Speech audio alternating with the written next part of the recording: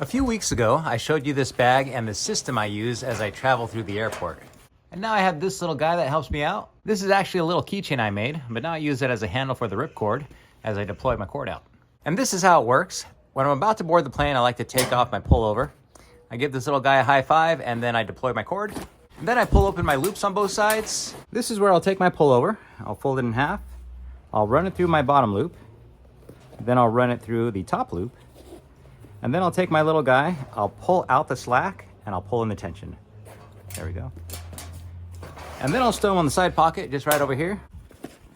And that'll stay secured just fine as I board the plane.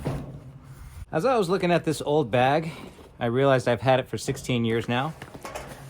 I noticed that one of the knots I tied right here at the buckle has been on here for about that same time, probably 15 years. I think this broke about a year into having this bag. Now, I don't fault the manufacturer. I would leave this bag in my car and the Las Vegas heat just destroys everything. In fact, this knot is so old, the paracord I used to tie it, I got from the 82nd Airborne Division. And so what I wanted to do was show you how I tied this knot and then do a little review on this bag. So this is a version of the constrictor knot. The only difference is it only constricts around the turns that you're enclosing your item with. It doesn't constrict as you pull it tight to pull things shut. And you can see I have a little bit of play going into my buckle. But if you wanted to get this really tight, you probably have to get a marlin spike and pull the slack out of it. I'll use 1/4 inch Paramax to demonstrate. Now this knot is deceivingly difficult to tie. I'll show you how I do it. I'll take my ends and I'll find the center point. And then I'll just wrap around my hand once, twice, 3 times so that I have 3 on the back. Okay. And now I want to make sure that these ends are about the same, which they are, so we're good. The bottom strand I'm going to push up. This strand that's coming down from the top, I want to just bring it over. And what we're doing is we're just crossing over the 2 strands. Now what we want to do is bind up the bottom 3, bind up the top 3. And so I'll take this strand and I'll tuck it from behind and I'll pull it over. Same thing on this side, tuck it from behind and pull it over. Okay. We have these folded arms on top. I'm going to pull this open, create a little window, and now we're going to tie the same knot using these 2 strands here. All right, so I'll take this top one, I'll bring it down right through that window.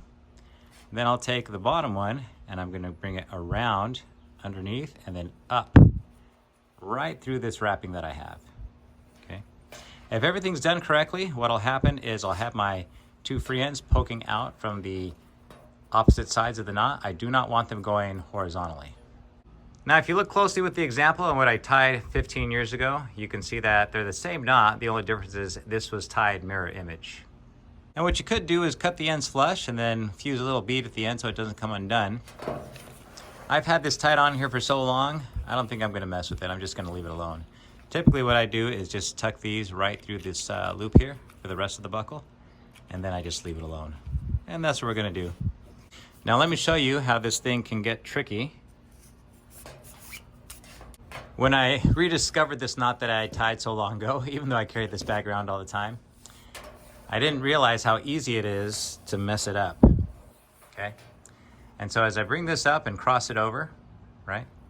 I'll tuck this around the back on this side, I'll tuck this around the back on the top side, pull open my window. And so what I did is I started to tie my knot underneath. I'll pull this underneath and then I'll do this one too. I went underneath and watch what happens when you do it wrong, okay? I'll pull this and I've ended up horizontally, okay? What I want to do is end up going through the top and bottom of the knot. And this, you can see it doesn't form the same type of little square that we want out of our knot. And the issue here is we want to pull these 2 loops together as we pull in the tension, but this does not allow us to do that. Here's another mistake you need to be aware of. Now, when we tie a simple overhand knot, all we do is left over right. There we go, we tie that, right? If you are mistaken in what you're tying, you might do this and do an overhand knot around one of the strands, and then that'll mess you up and you won't even know what you did. So let me show you how that happens. What I'll do is I'll wrap it around my hand. I'll get my 3 turns in the back, bring this up, and then I'll cross these over. There we go, just like we started before. Take that lower strand, I'll push it around. Take the upper strand, I'll push it around, okay? and then I'll pull up these folded arms so that I can get my little window underneath. Here I'm taking my top strand and I'm bringing it down. The bottom strand, what I'm doing is I'm going around, okay? And if I make a mistake by bringing it this way and then back up, that is what I'm talking about, okay? I'll try to pull this tight. And now I'm like wondering, what on earth? What did I do wrong here? Why isn't this working? So let's do this one last time so that you can see exactly what you need to do. I'll take my rope and wrap it around once, twice, 3 times. Now I'll take this lower side, I'll bring it up and cross it over. This lower side I'll pull to the opposite direction. And you can see we've started to create our folded arms there. Now I'll just hold that in place. I don't want to lose what I'm doing into the rest of my turns. I'll push the cord back and start to bind up the lower turns. Same thing up top, I'll push the cord around to bind up the upper turns, okay? And now I'll pull this up here, these folded arms, so that we have this window. And now what I'll do is I'll take this side, the top side, and I'll run it through, downwards, going through that window, okay? And now this one, I'll grab the other one pointing down. I'm gonna go around and up. And you see that this creates our folded arms underneath, folded arms on top. And now we can just pull this tight.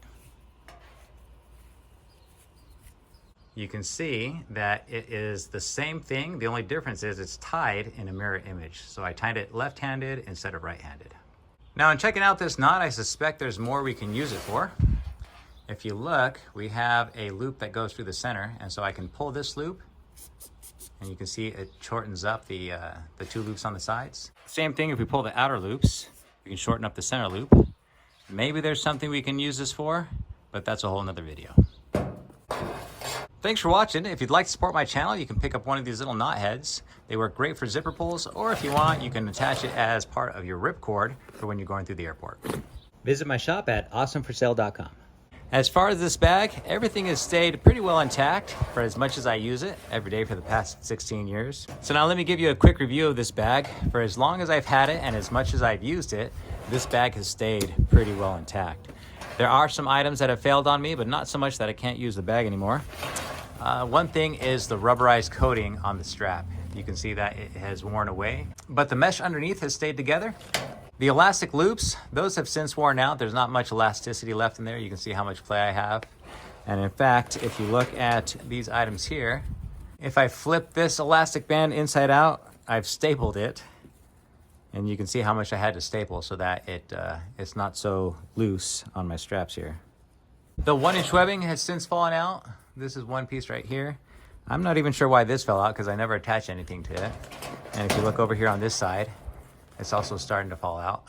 I think just over time with the picking up and putting down of the bag, it's worked its way free. What else? Oh, of course, the buckle broke. The buckle broke and I had to tie it together, which was the whole point of this video. Otherwise, everything inside has been just fine. Right in here, this is the bag that I carry my little design computer in. And then underneath, I have some rope down in there.